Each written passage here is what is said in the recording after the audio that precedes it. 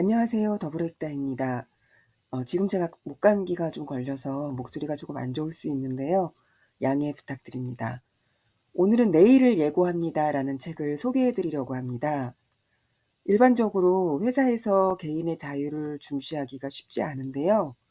우선 튀면 안 되니까요. 유난히 다른 사람 눈에 띈다거나 실력이 월등히 뛰어나서 개별 행동을 한다는 것은 부서의 분위기를 해치는 일이 되거든요. 그렇다고 협업에만 몰두하다 보면 나라는 사람의 개성이나 자율성이 존중받지 못한다는 느낌을 받아서 우울해질 수도 있습니다. 회사에서 자율과 협업이 공존할 수 있는 공간을 만든다는 것이 쉽지 않죠. 거기다가 이웃을 위해서 함께 상생한다는 계획까지 세워서 회사를 운영한다는 것은 더더욱 어렵습니다. 1등만 기억하는 세상에서 이웃과 함께 상생한다는 것은 회사를 키울 생각이 없고 불우이웃을 돕겠다는 생각일 수도 있죠. 하지만 큰 회사가 아니더라도 이웃과 함께 상생하면서 회사에 기여도 하면서 나의 자율성과 능력까지 키울 수 있다면 얼마나 좋을까요?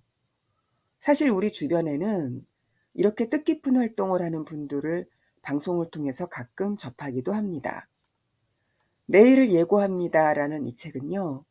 개인의 자율성과 타인의 지역과의 공생을 균형 있게 실현할 수 있는 삶에 대한 샘플을 보여주고 있습니다.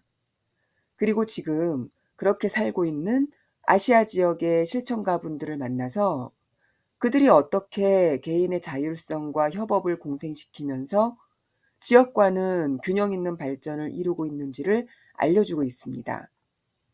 이 책을 집필한 고쿠요 요코쿠 연구소는 일본 문구류 및 오피스 가구 제조회사입니다. 문구와 오피스 가구는 일상생활의 민감한 변화에 접해 있다고 하는데요. 고쿠요 연구소는 이러한 일상의 변화를 40년 이상 연구해 온 기업이고요.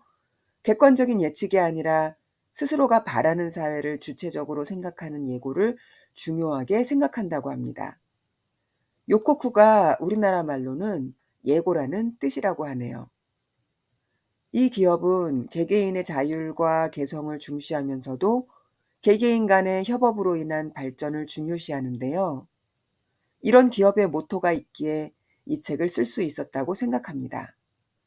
미래의 자율적, 협동적 사회 형성을 위한 대안적 해결책을 찾자는 취지로 이 책을 집필하게 되었다고 하니까요.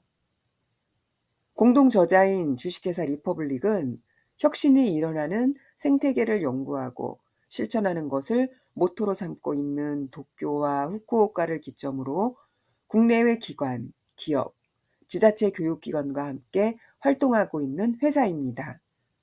많은 자료가 나와 있지 않아서 이 회사에 대해서 자세히 살펴보지는 못했습니다. 책 첫머리에 보면 모두의 개성이 존중받고 자유로운 발상이 빛나는 사회, 각자의 가치관을 존중하여 서로 연결하는 사회, 즉 자율과 협동이 양립하는 자율협동사회가 이 책이 그리는 미래의 모습입니다. 책에는 이에 대한 예시로 총 5개 나라에서 운영되고 있는 모델을 보여주고 있는데요. 베트남의 뎃푸드, 인도의 샵키리나, 대만의 타이둥 슬로우푸드 페스티벌, 한국의 해녀의 부엌, 일본의 아일랜드 컴퍼니인데요. 각 나라의 지역마다 특징을 살리면서 개인의 자율과 지역의 발전과 협업을 이루면서 나아가고 있는 모습을 보여주고 있습니다. 한국의 해녀의 부엌은 제주도에 가셔서 보신 분들도 있으실 겁니다.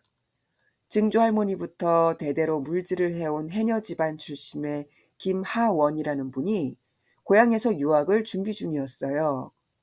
해녀분들이 어렵게 캔 해산물이 헐값에 팔리는 것을 보고 고향에 정착해서 해녀들에게는 삶의 활기를, 어촌에는 활성화를 위해서 해녀의 부엌이라는 것을 만듭니다. 2019년 한 창고에서부터 공연이 시작되는데요. 해녀분들은 평소에는 각자의 생활을 하십니다. 물질을 하고 개개인의 일을 하면서 공연이 있는 날에는 자신들이 채취한 해산물로 공연을 보러 온 손님들에게 식사를 대접하고 실제 해녀분들이 공연에 출연해서 자신들의 이야기를 하는 거죠. 극장식 레스토랑으로 운영이 되는 겁니다. 해녀분들은 자신들의 삶을 존중받는다는 생각이 들 거예요. 사람들이 자신들이 딴 해산물을 맛있게 먹고 자신들의 이야기를 들어주면서 마음을 전하니까요. 또 마을의 발전으로 이어지니 개인과 마을이 서로 협업함으로써 상생하는 효과를 내는 거죠. 이 책에 나오는 5조직이 이렇게 모두 자신의 활동을 기점으로 많은 사람과 서로 상생하며 살아가는 모습을 보여주고 있는데요. 개인적으로 인상 깊었던 야마시타 켄타시가 대표로 있는 일본의 아일랜드 컴퍼니입니다. 아일랜드 컴퍼니는 지역 마을에 뿌리를 두고 행복한 사람, 물건, 장소를 만드는 활동을 합니다. 켄타 대표는 인구 4천 명이 안 되는 고시키지마라는 섬이 지역개발이라는 이름으로 마을의 매력이 사라진 것을 보고 마을의 매력을 살려서 모두가 함께 행복하게 살 수 있는 공간으로 만들기로 합니다. 마을의 목재를 이용해서 오소노 베이커리를 만들고 월, 화, 금, 오전과 주말에만 빵을 팔고 다른 시간에는 영어회화 교실, 영화 상영으로 지역 주민들을 위한 커뮤니티 공간으로 탈바꿈하는 거죠. 그런데 이 마을은 고령화율이 50%가 넘습니다.